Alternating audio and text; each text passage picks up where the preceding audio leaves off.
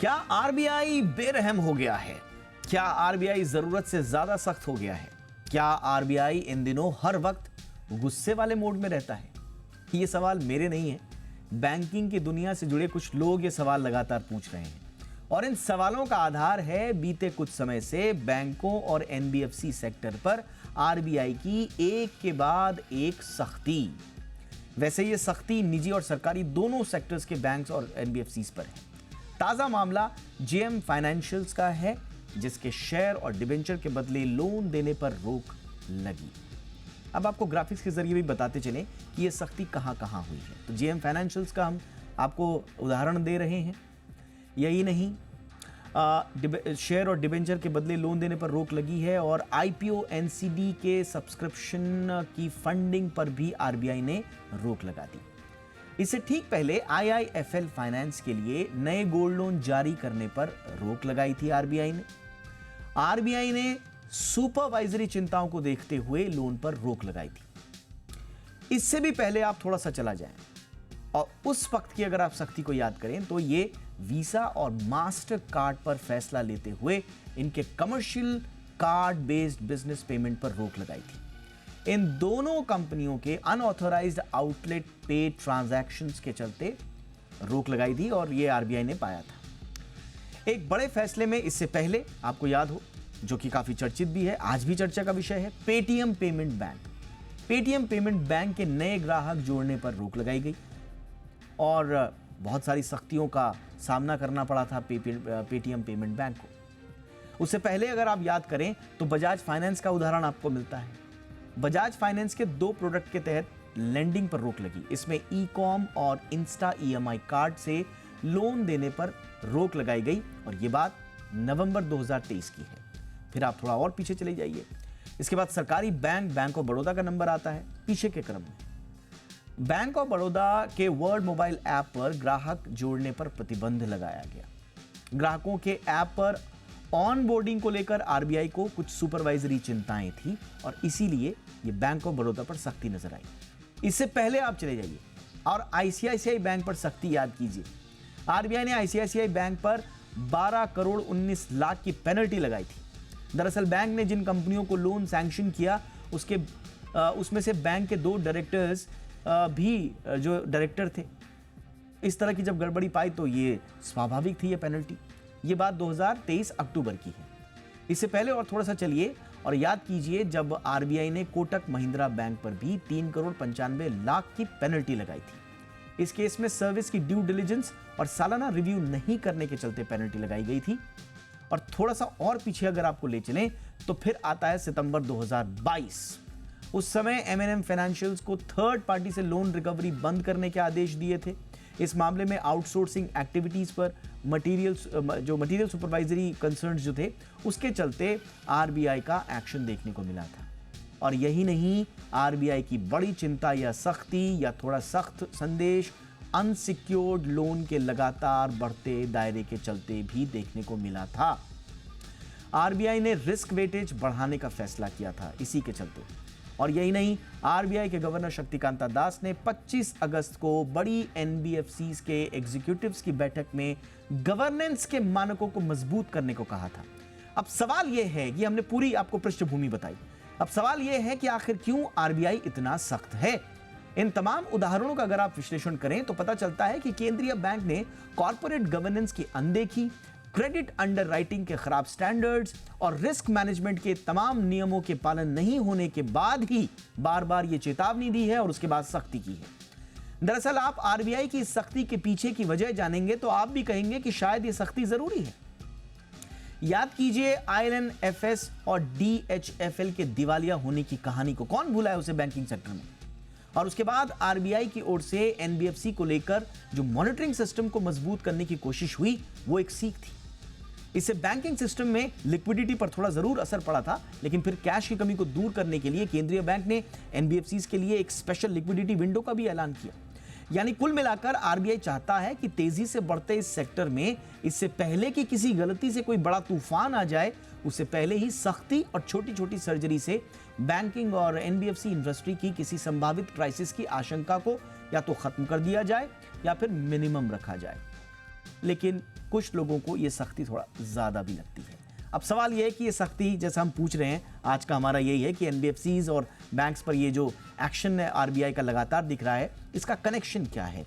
और इसको समझाने के लिए हमारे पास इस फील्ड के बेस्ट एक्सपर्ट, बेस्ट एनालिसिस देने वाले अजय बग्गा सर जुड़ चुके हैं। चेयरमैन हैं एलिमेंट्स प्लेटफॉर्म्स के और जाने माने मार्केट और इकोनॉमी एक्सपर्ट हैं। बग्गा सर, बहुत बहुत स्वागत है। बहुत दिलचस्प टॉपिक है सर। बड़ी लोगों की शिकायतें भी है कि साहब आरबीआई कुछ ज़्यादा सख्ती कर रहा है। आपका एक लंबा अनुभव सब बैंकिंग सेक्टर में रहा है, आपका विश्लेषण आरबीआई की सख्ती पर। जी देखिए दीपक, तो ये जरूर है कि आरबीआई दुनिया के बेस्ट रेगुलेटर्स में से एक है। और दूसरा क्या है, आरबीआई कैडर बेस्ड है, तो लोग पूरी अपनी 25, 30, 35 साल आरबीआई में काम करते हैं, तो बहुत सक्षम एक्सपीरियंस रेगुलेटर है। तीसरा मैं कहूंगा ये हमें 2008-9 की याद दिला रहा है, जब वाईवी रेड्डी और सुब्बाराव जी ने बैंक्स को रियल एस्टेट के चक्कर से बचाया था। उन्होंने जो बैंक्स का कैपिटल एक्सपोजर होता है रियल एस्टेट में, वो बढ़ा दिया था, ताकि रियल एस्टेट जो बहुत उछल रहा था उस टाइम पे, वहां से बैंक्स को वो बचा के ले गए थे। और आप देखें तो कोई इंडियन बैंक उस टाइम फेल नहीं हुआ जब पूरी विश्व में इतना कोहराम था ग्लोबल फाइनेंशियल क्राइसिस के चलते। तो अब आरबीआई क्या कर रहा है? आरबीआई और मैं कहूंगा कुछ हद तक सेबी दोनों हाथ मिला के ये देख रहे हैं कि लिक्विडिटी तो काफी आ रही है स्टॉक मार्केट्स में। अब वो क्या सही जगह पे आ रही है या डाइवर्ट हो रहे हैं बैंकिंग और एनबीएफसी के फंड्स स्टॉक मार्केट को ऊपर उठाने में? आईपीओ आप देखिए 100 गुना 200 गुना हो जाते हैं। और ये आरबीआई ने कल जो जारी किया वक्तव्य, उसमें ये भी कहा गया कि ऐसे गेम हो रहा है इसमें कि आपको पता है कि सेम पैन नंबर से आप मल्टीपल एप्लीकेशन डालेंगे तो वो रिजेक्ट हो जाएंगे, बट वो कुछ एनबीएफसीज ऐसा कर रहे हैं सब्सक्रिप्शन नंबर बढ़ाने के लिए। अब वो देख के, अब जैसे एनसीडी खुलता है दीपक जी, क्या हो जाता है 1 घंटे में एनसीडी भर गया, तो रिटेल निवेशक बोलता है भाई ये तो बहुत अच्छा लग रहा है इशू, इतना 1 घंटे में सारा भर गया, मैं भी डाल देता हूं। ऐसे ही आईपीओ में हो रहा है। तो आरबीआई की कोशिश ये है, और ये मैं कहूंगा कि ये जो सार्वजनिक हुए 3 केसेस जिनका आपने ब्यौरा दिया पूरा, इसके आगे छोटे छोटे कंपनियों बहुत सारों को नोटिस गए हैं दीपक जी। आरबीआई का क्या मंशा है? एक, गलत तरीके से पैसा ना आए जो मार्केट्स को इतना उठा दे, और जब वो डाउनवर्ड आएगा तो बहुत क्षति होगी आम नागरिक को जिसने भी निवेश किया होगा। एक वो है। दूसरा, सिस्टमिक रिस्क ना बन जाए तो बैंक्स का पैसा एनबीएफसी आगे ऑनलैंड करके अटक ना जाए कहीं पे। और तीसरा, आरबीआई ये देख रहा है कि कुछ ये क्योंकि इस तरह का बहुत रुझान आ रहा है रिटेल लोन्स में, आईपीओ फाइनेंसिंग में, तो ये क्या कंट्रोल्स कम हो रहे हैं इसमें। अब आईपीओ फाइनेंसिंग बहुत अच्छा प्रोडक्ट होता है दीपक जी, 4 दिन 5 दिन के लिए आप पैसा देते हैं। सेबी ने बहुत ही इसको स्ट्रीमलाइन कर दिया है। आप पीओए ले लेते हैं कस्टमर से, और फंडिंग भी एस्पा के तहत आपके अकाउंट में ही, जिस अकाउंट के ऊपर आपने पूरा कब्जा किया होता है। अगर तो रिफंड आ गया, आप पैसा वापस निकाल लेते हैं अकाउंट से डायरेक्टली। और अगर शेयर आ गए, कस्टमर या तो पैसा लेके आए या फिर आप बेच देते हैं, वो भी आपके पास पावर ऑफ अटॉर्नी रहती है। तो बिल्कुल ये रिस्क फ्री काइंड ऑफ हो जाता है। तो थ्योरेटिकली बहुत अच्छा प्रोडक्ट है, बट अगर इसमें गेमिंग शुरू हो जाए कि उसके जरिए ओवर सब्सक्रिप्शन नंबर हो, या गलत लोगों को आप दे रहे हैं जिसकी क्षमता नहीं है, सिर्फ ये ऑन रियलाइजेशन आप कर रहे हैं। आप ये सोचिए, अगर कोई लिस्टिंग खराब हुई और वो 25-30% डिस्काउंट पे लिस्टिंग हो गई और वो कस्टमर को सब मिल गया, बट उसकी क्षमता नहीं है रिपेमेंट की, तब ये मॉडल फेल होता है। तो मेरे ख्याल से RBI ahead of the curve कोशिश कर रहे हैं, और ये जो निकल के आ रहा है कि सेबी और आरबीआई इकट्ठा काम कर रहे हैं। ओके, ये आपने बहुत इंपॉर्टेंटली ये चीज़ों को ऑब्जर्व किया सर। एक ऑब्जर्वेशन जो आज मुझे इसी फील्ड के किसी व्यक्ति से देखने को मिला, वो ये भी था, मैं उस पर थोड़ा सा आपका विश्लेषण भी चाहूँगा। जो टाइमिंग है, उनका ये कहना था कि साहब आप टाइमिंग देखिए कि एनबीएफसी बैंकिंग सेक्टर बूम कर रहा है, मार्केट चढ़ रहा है, तो अगर इस समय थोड़ी बहुत सख्ती की भी जाए तो एक कुशन रहेगा जो शेयर मार्केट के लिहाज से मैं बात कर रहा हूँ। तो क्या आपको लगता है कि सेबी ने और आरबीआई ने, तो मैं फिलहाल कहूँगा कि आरबीआई ने ये मौका भी चुना है कि भाई अभी पोजीशन ठीक ठाक है, लिक्विडिटी ठीक ठाक आ रही है, थोड़ा इन पे सख्ती कर भी दी तो ऐसा कोई बड़ा संकट नहीं आएगा। ये आप सहमत हैं सर इस ऑब्जर्वेशन से? नहीं, बिल्कुल दीपक जी, देखें तो 19-20% रिटेल लोन्स में वृद्धि हो रही है। अब वो कैपेसिटी है कि नहीं, जब ऊपर चढ़ते हैं तब आप बिल्कुल ऑप्टिमिस्टिक रहते हैं कि सब ठीक रहेगा, बट अगर थोड़ा सा भी झटका लगा तो क्या बैंक्स को क्षति होगी? यही आरबीआई स्ट्रेस टेस्ट करवाता रहता है। हम लिक्विडिटी कवरेज रेशियो बनाते थे बैंक्स में, एमआईएस, और ऐसा एमआईएस बनाया है आरबीआई ने ओवर टाइम कि बिना छुए बैंक के सिस्टम से आरबीआई को पहुंच जाता था। क्योंकि कई बार क्या होता था, बैंक सप्रेस कर लेते थे डेटा, जो कि बाद में ऑडिट में निकलता था। अब आरबीआई ने ऐसे सिस्टम इजाज किए हैं कि बैंक के कंप्यूटर से ही सीधा निकल जाता है डेटा आरबीआई को रेगुलर मॉनिटरिंग के लिए। तो बहुत अच्छा अब जो मैनेजमेंट इंफॉर्मेशन सिस्टम्स हैं वो आरबीआई ने इजाज किया है। अब कोई भी सिस्टम अगर आप उसको गेम करना चाहें, तोड़ना चाहें, तो कोई बड़ी बात नहीं है।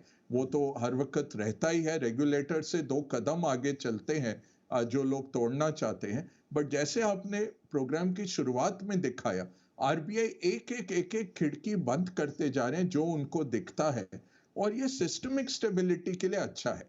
मैं कहूंगा कि जो लोग विदेशों में बहुत अच्छी तरह से कंप्लायंस रखते हैं, भारत जैसे देशों में आके वो शोर मचाने लग जाते हैं। सबसे बड़ा आप देख लीजिए टेक्नोलॉजी में, और यूरोपियन यूनियन हो, अमेरिका हो, बिलियंस ऑफ डॉलर्स के फाइन डाल रहा है इन्हीं कंपनियों पे टेक्नोलॉजी में, और भारत में यही कंपनियां आके बोलती हैं ईज ऑफ डूइंग बिजनेस और फ्री मार्केट, बट हमारा डेटा वो सब चाहते हैं, हमारा मार्केट चाहते हैं, बट कंप्लायंस नहीं चाहते। फाइनेंस का क्या अच्छी बात है, बहुत ही हाईली रेगुलेटेड सेक्टर ऑलरेडी है।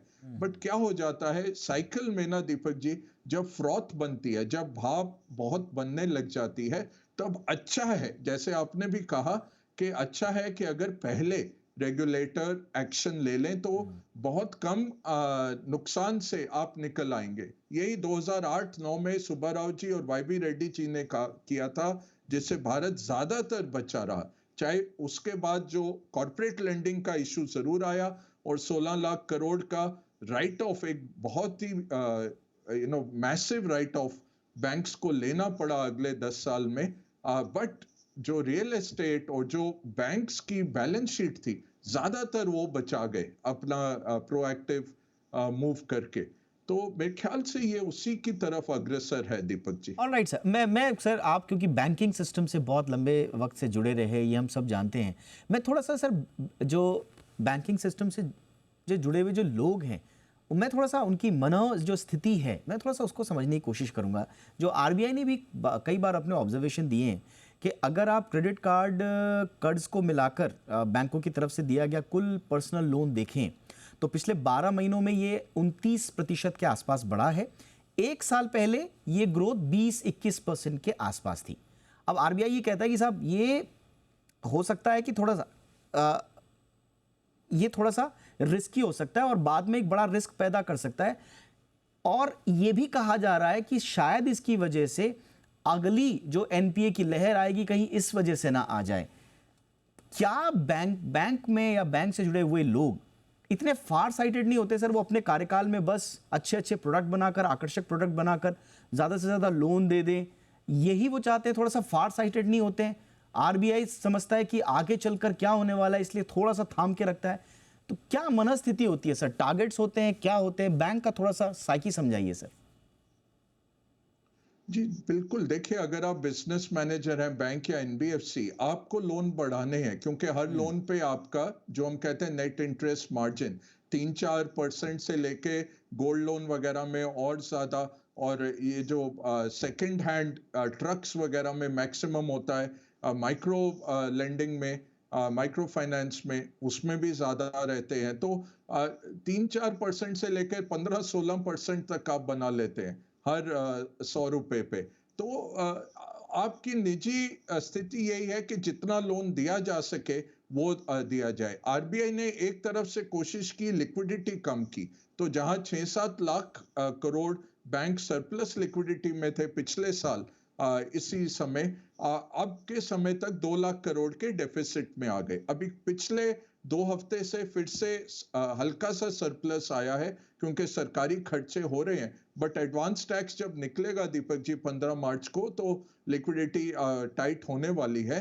और इस अप्रैल में उतनी तेजी से सरकारी खर्चा नहीं आएगा क्योंकि आचार संहिता लगी होगी, मॉडल कोड ऑफ कंडक्ट होगा इलेक्शन कोड का, तो इतनी तेजी से पैसा नहीं लौटेगा। तो आरबीआई बिल्कुल उसको अच्छी तरह से मैनेज कर रहा है। रिटेल में क्या होता है, ये स्कोर बेस्ड होता है। जब आप कॉर्पोरेट को लेंड करते हैं, आप कॉर्पोरेट को मिलते हैं, बैलेंस शीट देखते हैं, सब करते हैं, तब जाके आप 100 करोड़ 200 करोड़ का लोन देते हैं या 20 करोड़ का देते हैं। जब किसी को क्रेडिट कार्ड या पर्सनल लोन आप दे रहे हैं 2 लाख का, 1 लाख का, 50,000 का, वो आपका कंप्यूटर में आपने डाला हुआ है कि पिछले हमारे गए वर्षों में क्या रुझान रहा है, क्या सेगमेंट किस तरह बिहेव करता है, तो स्कोर बेस्ड होता है। और वो कस्टमर का अगर स्कोर निकल आता है अच्छा, आप दे देते हैं, आप मिलते नहीं कस्टमर को कभी। अब उसमें प्रॉब्लम क्या है कि जब पलटता है इकोनॉमिक साइकिल या क्रेडिट साइकिल मैच्योर होता है, तो हम देखते हैं कि बहुत बड़ा एनपीए आने लग जाता है रिटेल में जब मंदी का दौर आता है। तो उससे पहले आरबीआई कोशिश कर रहा है कि फ्रॉथ ना बने। 29% किसी भी इकोनॉमी के लिए बहुत ज्यादा है ग्रोथ, जो आपने कहा, क्रेडिट कार्ड और retail loans, specially unsecured. Housing safe है, हाउसिंग में 1-2% का रहता है जो फ्रॉड व्रॉड हो गया, कुछ हो गया, उससे ज्यादा आदमी यही कोशिश करता है घर का पैसा तो पहले चुकाया जाए। गोल्ड लोन्स ज्यादातर ठीक होते हैं, सोना आप बेच सकते हैं। अनसिक्योर्ड लेंडिंग जो है क्रेडिट कार्ड और रिटेल की, वो डेंजरस हो जाती है। आईपीओ जब तक गाड़ी चल रही है और स्टॉक प्रीमियम पे लिस्ट हो रहे हैं, ठीक है। जिस दिन डिस्काउंट पे लिस्ट हुआ, बहुत बड़ा आपको लॉस आने लग जाता है। और वो आपके पास कैपिटल है कि नहीं। अगर कंपनी का कैपिटल छोटा है और आप हजारों करोड़ के आईपीओ में लगवा रहे हैं लोगों से पैसा, और वो अगर डिस्काउंट पे लिस्ट हो गया, कहां से पैसा आएगा। तो आरबीआई वही कोशिश कर रहे हैं कि उसको पकड़ा जाए पहले। इसलिए और इसीलिए जो हमने आज शुरुआत में भी कहा था कि कई लोगों को लग रहा है कि बिल्कुल निर्दयी हो गया है आरबीआई और बेरहम हो गया है, बहुत ज़्यादा सख्त है। तो ये सख्ती क्यों ज़रूरी है, ये बग्गा सर ने आपको बहुत अच्छे से बताया। मैं बस संक्षेप में सर आपसे समझना चाहूँगा, आरबीआई की ये जो चिंता है कि साहब आप कंप्लायंस ठीक करो, रिस्क मैनेजमेंट सही करो, इंटरनल ऑडिट को मजबूत बनाने के उपाय करो, बार बार एनबीएफसीज के सीईओज के साथ भी, एमडीज के साथ मिलते हैं, बैंकिंग सेक्टर के लोगों से मिलते हैं, बार बार ये कहते हैं। तो क्या सर ये सख्ती के बाद ठीक हुए हैं और आप उम्मीदज़दा हैं कि ये आगे ठीक ठाक होंगे? कंप्लायंस, रिस्क मैनेजमेंट और इंटरनल ऑडिट, ये 3 क्योंकि मेजर चिंता के विषय हैं आरबीआई के लिए। अब देखिए दीपक जी, जब साइकिल ऊपर चलती है ना, तो कंट्रोल्स वीक हो जाते हैं। जब आप पैसा बना रहे हैं तो कंट्रोल्स वीक कर दिए जाते हैं, और जब साइकिल बदलेगी तब ये सब स्केलेटन निकल के आते हैं। तो प्रॉब्लम यही है, आरबीआई कोशिश कर रहे हैं कि पहले ही वो इसमें रोक कर लें, but overall financial system Bharat का बहुत अच्छा है। और डिजिटाइजेशन के साथ क्या हो गया है कि ई केवाईसी और ये सब बहुत अच्छे हो गए हैं, और हमारे क्रेडिट ब्यूरोज भी बहुत सक्षम है। बट प्रॉब्लम कहाँ हो जाती है? प्रॉब्लम ये होती है कि जो अंडर द वायर लोग निकल जाते हैं, 10 ऐप्स पे लोग 50,000 के ले लेते हैं लोन और फिर चुका नहीं पाते, इस तरह की चीजें। और आईपीओ में क्या है, क्योंकि अभी फ्रॉथ है, एसएमई वगैरह में हम देख रहे हैं बहुत हाई प्रीमियम पे लिस्ट हो रहे हैं, तो लोग आकर्षित हो रहे हैं सिर्फ ऊपर की साइकिल। जब ये नीचे की साइकिल आएगी, वो तो तय है कि नीचे की साइकिल भी आएगी, तब अगर इन लोगों के पास पैसे नहीं हुए और वो फिर कैपिटल पे हिट होती है सीधा। और कैपिटल क्या है, ये हमें बहुत ये जो फ्रैक्शनल बैंकिंग सिस्टम होता है, 10 रुपए आप रखते हैं, उसके सामने आप 100 रुपए लेंड कर देते हैं, तो 10% कैपिटल रहता है। अगर आपका 10% एनपीए हो गया तो आप खत्म हो गया बैंक की। तो और वो फिर कैसे चुकाएंगे सब कुछ? तो 10% की आपकी सीमा है। अगर 10% कम पे आईपीओ लिस्ट हो गया और आपने अपने कैपिटल का कई गुना लेंड किया हुआ है, वो प्रॉब्लम आ जाती है। बिल्कुल सर।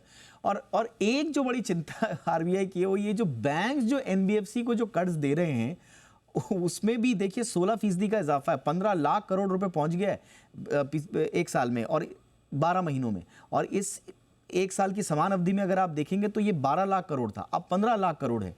अब आरबीआई को बार बार यही चिंता है कि साहब ये जो लोन आप बैंक्स जो एनबीएफसीज को दे रहे हैं ये ज्यादातर, जैसा सर ने भी कहा, कि अनसिक्योर्ड लोन्स की तरफ ज्यादा हो रहा है। इसमें शेयरों पर दिए जाने वाला लोन जो सर बता रहे हैं और आईपीओ के लिए दिए जाने वाला लोन जिसका सर बार बार जिक्र कर रहे हैं, इस तरह के लोन्स भी हैं। तो इसीलिए आरबीआई थोड़ा सा चिंतित है और कोशिश कर रहा है कि अपनी तरफ से सर्जरी करे।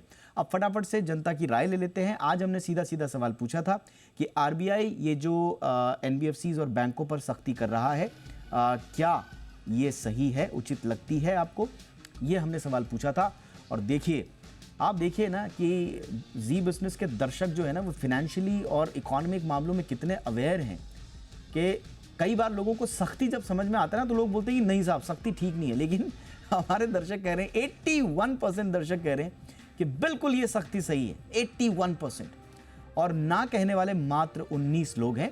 इनके भी आई एम श्योर इनके पास अपने इसके लॉजिक्स होंगे, लेकिन ज़्यादातर लोग कह रहे हैं कि 81% कह रहे हैं कि बिल्कुल सही है। कुछ रिएक्शंस भी हमारे पास आए हैं, ज़रा उनका भी हम दिखा देते हैं। और देखिए, ये जो रिएक्शंस आते हैं ना, ये बताते हैं कि किस तरह से लोगों में फिनेंशियल जागरूकता बढ़ी है। और जी बिजनेस भी अपने इन्वेस्टर्स को हमेशा आगे रखता है, उनकी जानकारी बढ़ाता है।